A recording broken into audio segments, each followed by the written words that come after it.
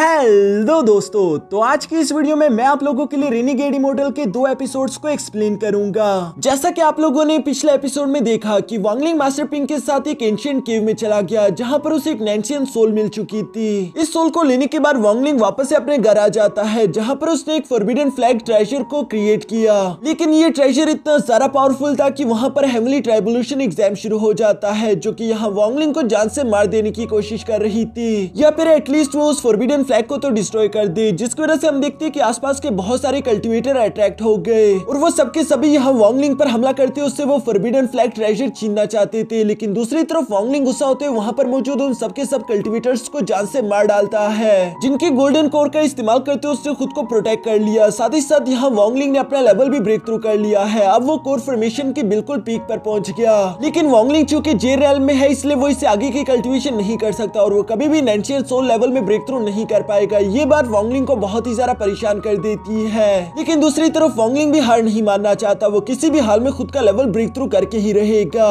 अब आगे तो नेक्स्ट एपिसोड की शुरुआत यहाँ बिल्कुल उसी सीन से शुरू होती है जहाँ वांगलिंग एक बार फिर से उसे एंशिएंट केव में आ चुका था ताकि वो यहाँ पर किसी ऐसी टेक्निक को ढूंढ ले जिसका इस्तेमाल करते हुए खुद का लेवल ब्रेक थ्रू कर सके। कई सारे स्क्रॉल्स पढ़ने के बाद आखिरकार वांगलिंग को एक एंशिएंट टेक्निक मिल गई थी जिसका इस्तेमाल करते हुए वांगलिंग नैंशियन सोल के बारे में इंफॉर्मेशन हासिल कर लेता है। इस स्क्रॉल में लिखा हुआ था कि अगर कोई भी कल्टीवेटर जे रेल्म यानी कि एक्सट्रीम रेल्म में पहुंच जाए तो उसके बाद वो कभी भी नैंशियन सोल लेवल में ब्रेक थ्रू नहीं कर सकता जब तक वो अपनी उसी फिजिकल बॉडी को त्याग ना दे, क्योंकि असल में ये सारी की सारी रिस्ट्रिक्शन मेन बॉडी पर ही लगी होती है। अगर वांगलिंग अपनी मेन बॉडी को छोड़ दे तो उसके बाद उसकी सोल नैंशियन सोल लेवल में ब्रेक थ्रू कर सकती थी। जो सुनकर लिंसवान कहता है कि ये टेक्निक तो पूरी तरीके से बेकार है, अगर तुम एक सोल बन गए तो चाहे तुम नैंशियन सोल लेवल में क्यों ना हो मेरी तरह फिर भी तुम कमजोर ही रहोगे, इसलिए फिजिकल बॉडी को त्यागना सबसे बुरी बात होगी। जिस पर वांगलिंग जवाब देते हुए कहता है कि हाँ तुमने सही कहा, इसलिए मैं अपनी फिजिकल बॉडी को नहीं त्यागूंगा, बल्कि जब मैं लैंड ऑफ एंशिएंट गॉड गया था तो मैंने वहां पर कुछ न्यू टेक्निक्स देखी थी जिनका इस्तेमाल करते हुए यकीनन मैं अपने लिए कोई न कोई रास्ता निकाल सकता हूँ। यहाँ वांगलिंग सोच रहा था कि वो अपनी बॉडी का एक क्लोन बना देगा। वो क्लोन चूंकि कल्टीवेशन कर सकता है उसमें कोई रिस्ट्रिक्शन नहीं होगी, इसलिए अगर वो क्लोन किसी तरह नैंशियन सोल लेवल में पहुंच गया इसके बाद वांगलिंग उस क्लोन को दोबारा से अपनी मेन बॉडी के साथ मर्ज कर देगा, जिसकी वजह से मेन बॉडी के ऊपर से ये रिस्ट्रिक्शन हट जाएगी और मेन बॉडी भी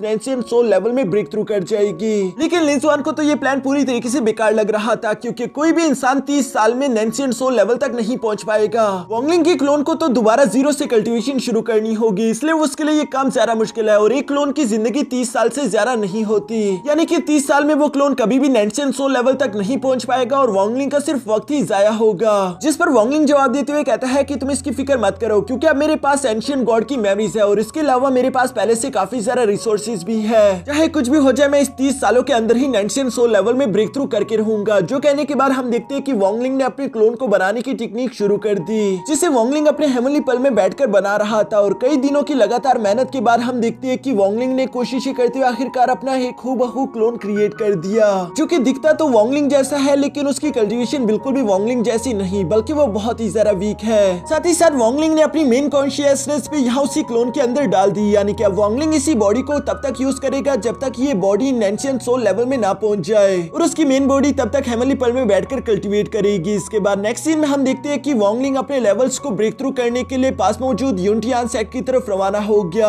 क्योंकि यूनिटियान सेक्ट एक पिल रिफाइनिंग सेक्ट है जिसके पास रिसोर्सेज की कोई भी कमी नहीं और वांगलिंग वहां पर जाकर अपनी कल्टीवेशन जल्द से जल्द कर पाएगा।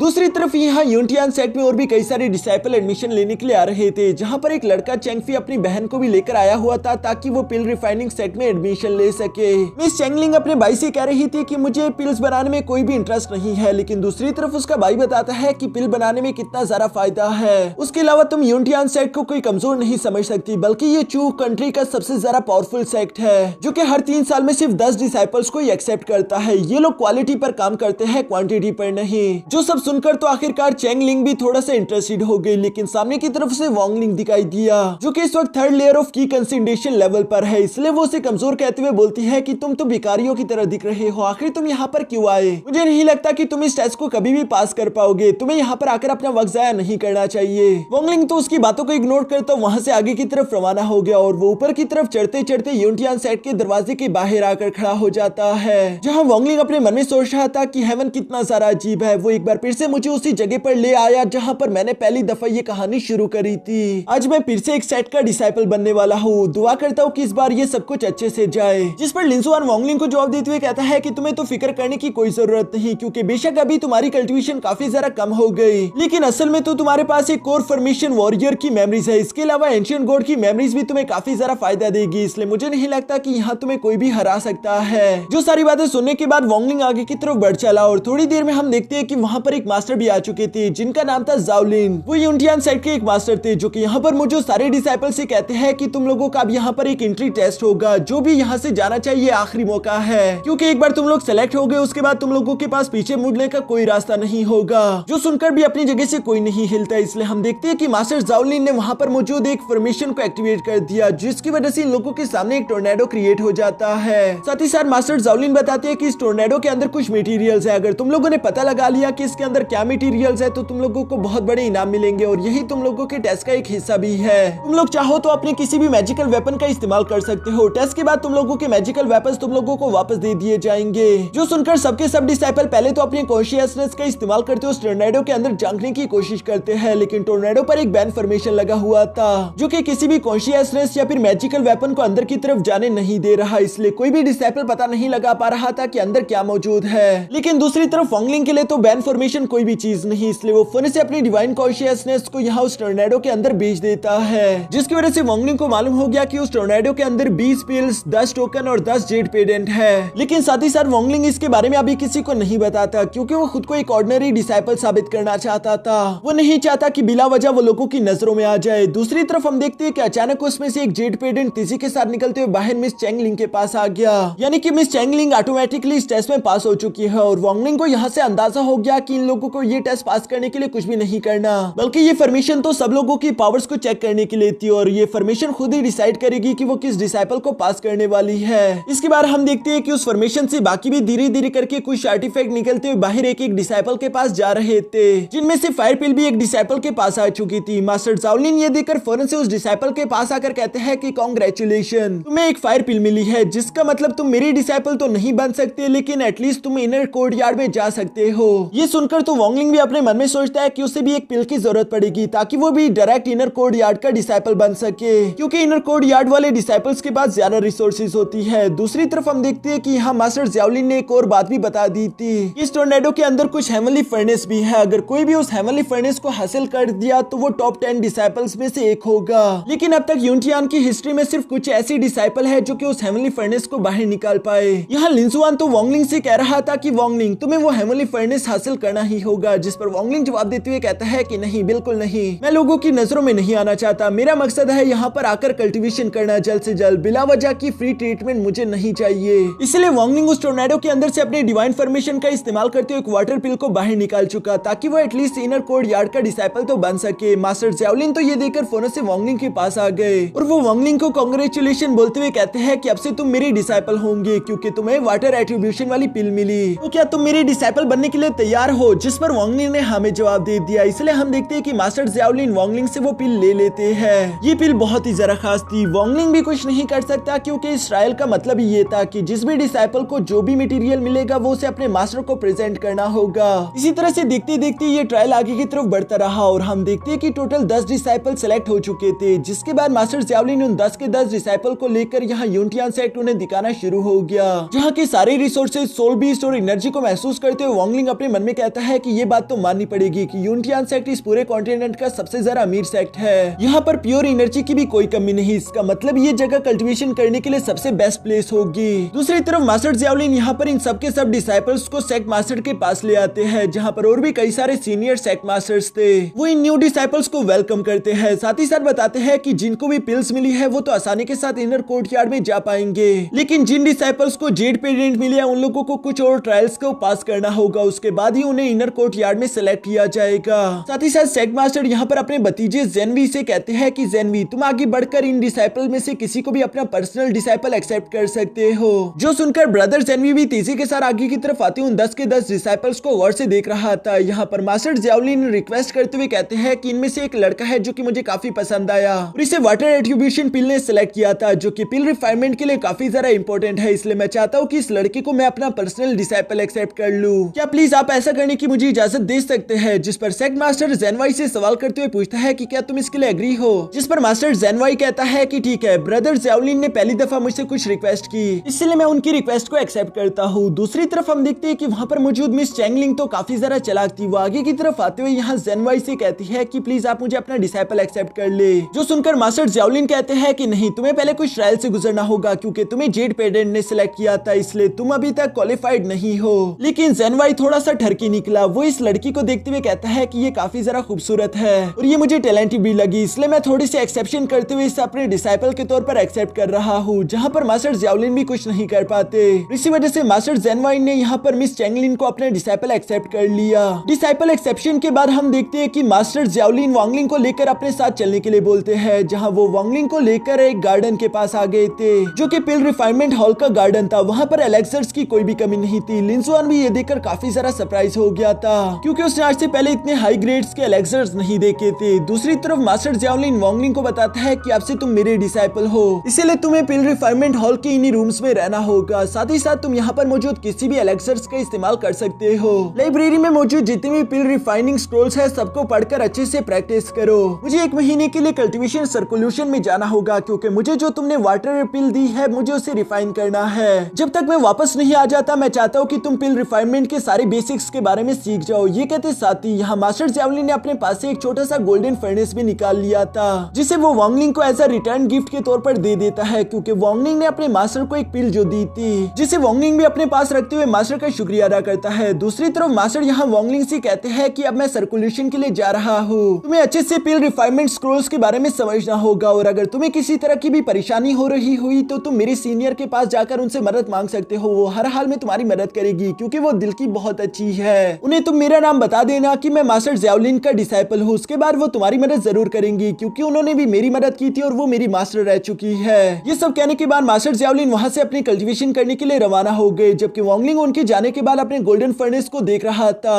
लिन जुआन भी बाहर की तरफ आते हुए कहता है कि मुझे यकीन नहीं आता इस मास्टर ने तुम्हें इतना कीमती ट्रेजर दे दिया। असल में ये गोल्डन फर्नेस दिखने में तो छोटा है लेकिन है बहुत ज्यादा काम का, जो देखकर वांगलिंग भी अपने मन में सोच रहा था कि वाकई में मास्टर ज़ाओलिन एक बहुत ही अच्छे इंसान है क्योंकि मेरे पहले सेट वाले मास्टर बहुत बड़े कमीने थे। वो उल्टा मुझसे ट्रेजर छीनना चाहते थे, उन्होंने कभी खुद से मुझे कुछ भी नहीं दिया, बल्कि दूसरी तरफ मास्टर ज़ाओलिन इतने अच्छे थे कि उन्होंने ये कीमती ट्रेजर बिना किसी लालच के मुझे दे दिया है। यानी कि वांगलिंग को तो मास्टर ज़ाओलिन काफी ज्यादा अच्छा लगे। और दोस्तों मास्टर ज़ाओलिन ने जिस सीनियर के बारे में वांगलिंग को बताया था हमें यहाँ पर उसकी भी एक झलक दिखाई दी, जिन्हें देखकर पता नहीं ऐसा क्यों लग रहा है कि ये कोई और नहीं बल्कि मिस ली मुआन है। तभी अचानक वहाँ पर मास्टर ज़ाओलिन भी आ चुके थे जो कि चिल्लाते हुए कह रहे थे कि सीनियर आखिरकार मुझे मेरा डिसाइपल मिल गया। उन्हें वांगलिंग को अपना डिसाइपल बनाकर काफी अच्छा फील हो रहा था। इसके बाद नेक्स्ट डे हम यहाँ वांगलिंग को देखते हैं जो कि ओस की बूंदे इकट्ठा कर रहा है क्योंकि वो अपने हेवनली पल का इस्तेमाल करते हुए इसे स्पिरिचुअल वाटर में कन्वर्ट कर सकता था। साथ ही साथ हम देखते हैं कि वांगलिंग ने रूम के अंदर जाने के बाद वहाँ एक हेवनली बैन फॉर्मेशन क्रिएट कर दी थी, जिसे ओपन करने के लिए एक सुपर स्पिरिचुअल स्टोन चाहिए होता था और ये तो चूंकि वांगलिंग के पास है इसलिए वांगलिंग के अलावा इस डोर को कोई ओपन भी नहीं कर पाएगा। इसी वजह से वांगलिंग ने वहाँ उस फॉर्मेशन के अंदर अपनी रियल बॉडी को छुपा कर रखा हुआ था ताकि उसे जब भी जरूरत पड़े वो फौरन से अपनी रियल बॉडी का इस्तेमाल कर सके।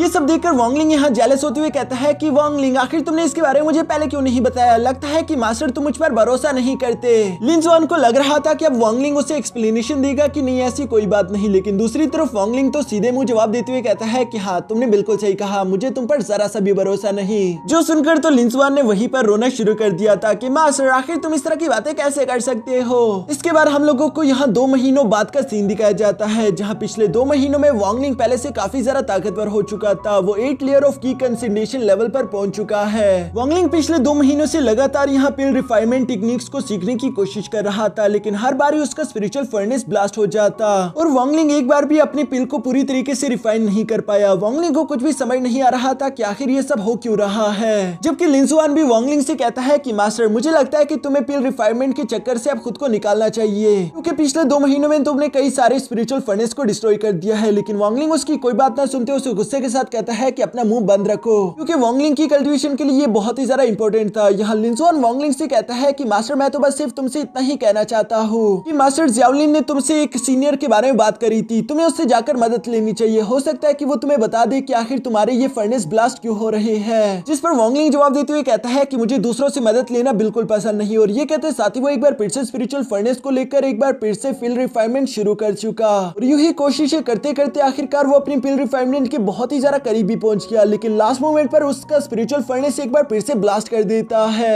लिन जुआन बेचारा तो परेशान होते हुए कहता है कि मास्टर अगर तुम यूं ही करते रहे तो हो सकता है कि यूनिटियन सेक्ट वाले लोग खुद ही तुम्हें लात मारकर यहाँ से बाहर निकाल दे कि तुमने हमारे इतने स्पिरिचुअल फर्नेस जाया कर दिए जितने हमारे पास है ही नहीं। दूसरी तरफ वांगलिंग के पास भी अब कोई रास्ता नहीं बचा था इसके अलावा कि वो सीनियर से जाकर मदद मांगे, इसलिए हम देखते हैं कि नेक्स्ट डे वो नान एकेडमी की तरफ रवाना हो गया ताकि वो सीनियर से जाकर मुलाकात कर सके। लेकिन यहाँ बाहर आने के बाद वांगलिंग को तो नान युआन ब्रांच का रास्ता ही नहीं मालूम है, इसलिए वो कुछ लोगों से इस बारे में सवाल भी करता है, लेकिन वो लोग वांगलिंग को कोई भी जवाब नहीं देते। दूसरी तरफ हम देखते हैं कि वहीं पर मौजूद चेंगलिंग ने वांगलिंग को देख लिया था जो कि एक स्पिरिचुअल बीस्ट पर उड़ रही थी, इसलिए वो फौरन से वांगलिंग के पास आकर कहती है कि तुम तो इनर कोर्ट यार्ड की एक डिसाइपल होना, तो अब तक तुम्हारे पास कोई स्पिरिचुअल बीस्ट क्यों नहीं? मुझे तो पहले यकीन था कि तुम एक नंबर के नकारा इंसान हो। ये कहते हुए वो वांगलिंग का मजाक उड़ाकर वहाँ से चली गई। दूसरी तरफ दूर से एक लड़के ने ये सब होता हुआ देख लिया था, इसलिए वो कहता है कि ये तो इंटरेस्टिंग है, और वो फौरन से जंप करते हुए यहाँ वांगलिंग के सामने आ गया, जहाँ पर वो वांगलिंग से सवाल करते हुए कहता है कि बड़े भाई क्या तुम उस लड़की चेंगलिंग को जानते हो?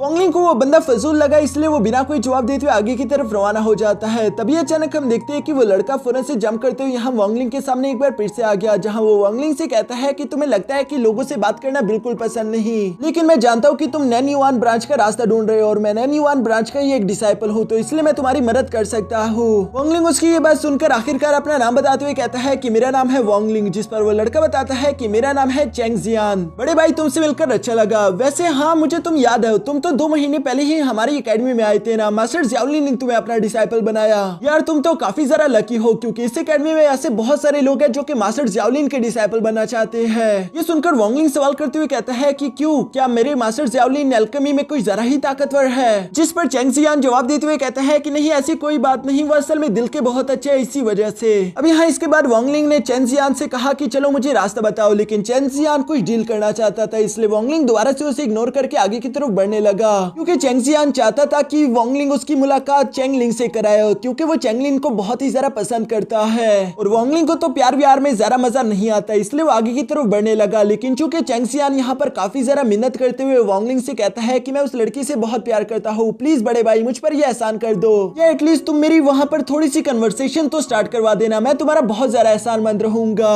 वांगलिंग उसकी बातें सुनकर कहता है कि अच्छा ठीक है, लेकिन तुम्हें मुझे मास्टर ज़्याओली और उस सीनियर के बारे में जो कुछ भी जानते हो वो बताना होगा। जिस पर चेंग जियान वांगलिंग को बताते हुए कहता है कि ज़्याओलिन तो काफी अच्छे मास्टर है, लेकिन उनके ताल्लुकात मिस ली के साथ है। एल्डर ली एक 5th ग्रेड की अल्केमिस्ट है जो कि यूनिटियन सेक्ट की एल्डर भी बन चुकी है और वो बहुत ही ज्यादा खूबसूरत है। अगर एल्डर ली की बाकी के डिटेल्स के बारे में मैं तुम्हें बताऊं तो मैंने सुना है कि वो हमारे यूनिटियन सेक्ट को ऑफिशियली बिलोंग नहीं करती, बल्कि मैंने तो सुना है कि वो लोअर सेक्ट की एक मेंबर थी जो कि फायर बर्निंग सेक्ट में बिलोंग करता था और कई सालों पहले ही वो यहाँ पर आई है। वांगलिंग तो ये सारी बातें सुनकर एल्डर ली से मिलने के लिए रवाना हो गया। रास्ते में चलते हुए अपने मन में कह रहा था कि कभी भी इस दुनिया में इतने सारे इत्तेफाक नहीं हो सकते, मुझे पूरा यकीन है कि ये कोई और नहीं बल्कि मिस ली मुआन ही होगी। ये सब सोचते हुए वांगलिंग है एल्डर ली से मिलने के लिए पहुंच गया था, जहाँ एल्डर ली उसके आने की आहट सुन लेती है, इसीलिए वो कहती है कि यकीनन तुम वांगलिंग होगे। जिस पर वांगलिंग जवाब देते हुए कहता है कि हाँ आपने सही पहचाना। वांगलिंग की आवाज सुनकर तो मिस ली मुआन को एक झटका लगता है क्योंकि उसने ये आवाज पहले भी सुनी थी और वो फौरन से खड़ी होकर यहाँ वांगलिंग की तरफ पलटती है। उसे लग रहा था कि ये मा लिएंग होगा जो कि वांगलिंग का दूसरा नाम था, क्योंकि वांगलिंग की शक्ल पहले कोई और थी, लेकिन वांगलिंग की इस बदले हुए चेहरे को देखकर मिस ली मुआन उसे पहचान नहीं पाती और वो थोड़ी सी उदास हो गई। दूसरी तरफ वांगलिंग भी यहाँ पर सोचता है कि पूरे 200 साल गुजर गए, अब मेरे पास वो मालिंग वाली बॉडी नहीं है, हो ही नहीं सकता कि मिस ली मुआन मुझे पहचान ले। मिस ली मुआन तो यहाँ धीरे धीरे से वांगलिंग की तरफ ही बढ़ती आ रही थी, साथ ही साथ वो मालिंग के साथ गुजारे हुए अपने सारे लम्हे याद करती है। अब की बातें जब उसने वांगलिंग के साथ सी ऑफ डेविल में कुछ वक्त गुजारा था। ये सारी बातें याद करते हुए अचानक मिस ली मुआन होश में आकर कहती है कि वैसे तुम्हें क्या चाहिए था? जिस पर वांगलिंग कहता है कि मुझे मास्टर ज़्याओलिन ने कहा था कि आपकी मदद मैं ले सकता हूँ। मैं पिछले कई वक्त से पिल रिफाइनमेंट की कोशिश कर रहा हूँ, लेकिन बार बार मेरा स्पिरिचुअल फर्नेस डिस्ट्रॉय हो रहा है। जो सुनकर मिस ली मुआन जवाब देते हुए कहती है कि ये बिल्कुल नेचुरल है, क्योंकि तुम्हारी स्पिरिचुअल पावर काफी तेजी के साथ ग्रो हो रही है, इसलिए तुम्हारा स्पिरिचुअल फर्नेस आसानी के साथ डिस्ट्रॉय हो रहा है। लेकिन तुम्हें स्पिरिचुअल फर्नेस की फ्लेम को अच्छे से कंट्रोल करना सीखना होगा, जिसके लिए वो अपने पास से एक स्पिरिचुअल फर्नेस निकाल चुकी। ये स्पिरिचुअल फर्नेस थोड़ा सा खास था, जिसके बारे में मिस ली मुआन बताती है कि स्पिरिचुअल स्पिरिचुअल फर्नेस का इस्तेमाल करते हो तुम एटलीस्ट 100 बार कोशिश कर सकते हो, लेकिन अगर तुम उन 100 बार कोशिश करने के बावजूद भी एक पिल को अच्छी तरीके से रिफाइन नहीं कर पाए तो समझ लेना कि तुम पिल रिफाइनमेंट नहीं कर सकते और तुम्हें अल्केमी को छोड़ देना होगा। वोंगलिंग भी यहाँ स्पिरिचुअल फर्नेस को लेने के बाद वहां से रवाना हो गया, जबकि मिस लिमुआन यहाँ अपने मन में सोच रही थी कि क्या ऐसा हो सकता है कि किसी की आवाज बिल्कुल सेम हो। हाँ, इसकी थोड़ी बहुत पॉसिबिलिटी तो है, लेकिन क्या तुमने देखा नहीं कि इस लड़के की फेशियल एक्सप्रेशन भी बिल्कुल मालिन की तरह ही थे। मुझे समझ नहीं आ रहा क्या ये वही वोंगलिंग है, लेकिन वो तो बहुत ही ज्यादा ताकतवर था, साथ ही साथ मेरे अंदर मौजूद स्पिरिचुअल ब्लड ने भी रिएक्ट नहीं किया। ये वो वोंगलिंग होगा या नहीं, या फिर शायद मैं कुछ ज्यादा ही सोच रही हूँ। वो इसी तरह की बातें करते हुए खुद पर काबू कर लेती है। दूसरी तरफ वोंगलिंग वापस की तरफ जब जा रहा था तभी अचानक उसके सामने यहाँ एल्डर जीवी आ गया, जो कि मिस लिमुआन के लिए एक बहुत ही ज्यादा कीमती एलेक्सर गिफ्ट के तौर पर लाया हुआ था, क्योंकि वो मिस लिमुआन को पसंद करता है और वो चाहता है कि मेरी मिस लिमुआन से शादी हो जाए। लेकिन दूसरी तरफ मिस लिमुआन तो उसका वो एलेक्सर गिफ्ट एक्सेप्ट नहीं करती, बल्कि साथ ही साथ वो बताती है कि मुझे तुमसे प्यार नहीं, इसलिए दोबारा कभी भी ये बात मेरे सामने मत करना। वो उसे शादी के लिए साफ साफ मना करके वहाँ से चली जाती है। लेकिन एल्डर ज़ेंगवी यहाँ अपने मन में कह रहा था कि एक बार सारे एल्डर्स मिलकर डिसाइड कर ले, तुम्हारे पास दूसरा कोई रास्ता नहीं बचेगा, तुम्हें मजबूरन मुझसे शादी करनी ही होगी।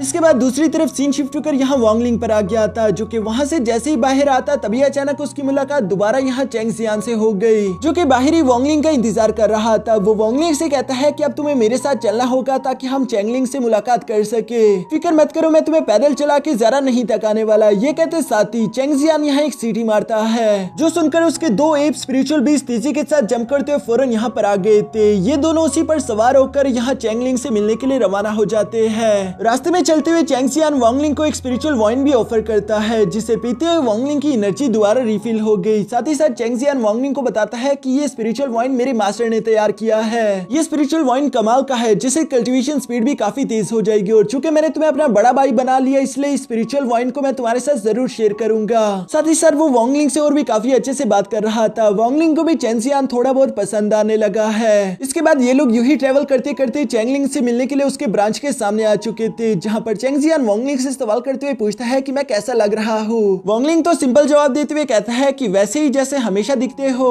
तभी अचानक यहाँ इन लोगों के सामने से चेंग लिंग आ गई थी, जो कि दिखने में तो काफी ज्यादा खूबसूरत है, लेकिन वो आते साथ ही सवाल करते हुए पूछती है कि तुम लोग मुझसे मिलना क्यों चाहते हो। वोंगलिंग जवाब देते हुए कहता है कि मैं नहीं, असल में ये चेंग जियान तुमसे मिलना चाहता था और इसी को इंट्रोड्यूस करवाने के लिए मैं यहाँ पर लेकर आया। चेंग जियान यहाँ खुद को इंट्रोड्यूस करवाते हुए कहता है कि मेरा नाम है चेंग जियान और मुझे तुम काफी ज्यादा पसंद हो, क्या हम दोनों दोस्त बन सकते हैं। जो देखकर तो चेंगलिंग उसका मजाक उड़ाते हुए कहती है कि तुम एक बहुत ही ज्यादा मामूली कल्टिवेटर, एक कमजोर लड़के हो, आखिर तुमने ये सोच भी कैसे लिया कि मैं तुमसे दोस्ती करूंगी। जिस पर चेंग जियान कहता है कि हाँ बेशक मैं कमजोर हूँ, लेकिन मेरा बड़ा भाई तो ताकतवर है, अगर तुम मेरे साथ दोस्ती करती हो तो वो तुम्हें थोड़ा बहुत सिखा सकता है, तुम्हें जिस चीज में भी मदद चाहिए होगी हम तुम्हारी मदद करेंगे। ये सुनकर तो चेंगलिंग को गुस्सा आ गया, उसे लगता है कि चेंग जियान ने उसे बातों ही बातों में कमजोर कह दिया, इसलिए वो गुस्सा होते हुए कहती है कि आखिर तुम्हारे कहने का मतलब क्या है। और ये कहते साथ ही उसने अपनी स्पिरिचुअल वेपन्स को निकालते हुए तेजी के साथ चेंग जियान पर अटैक करना शुरू कर दिए। चेंग जियान उसे जवाब देते हुए कहता है कि शायद तुम्हें कोई गलतफहमी हो गई, मैं तो बस चाहता था कि हम दोनों दोस्त बन जाए ताकि हम लोग मिलकर ही अल्केमी के बारे में सीखे।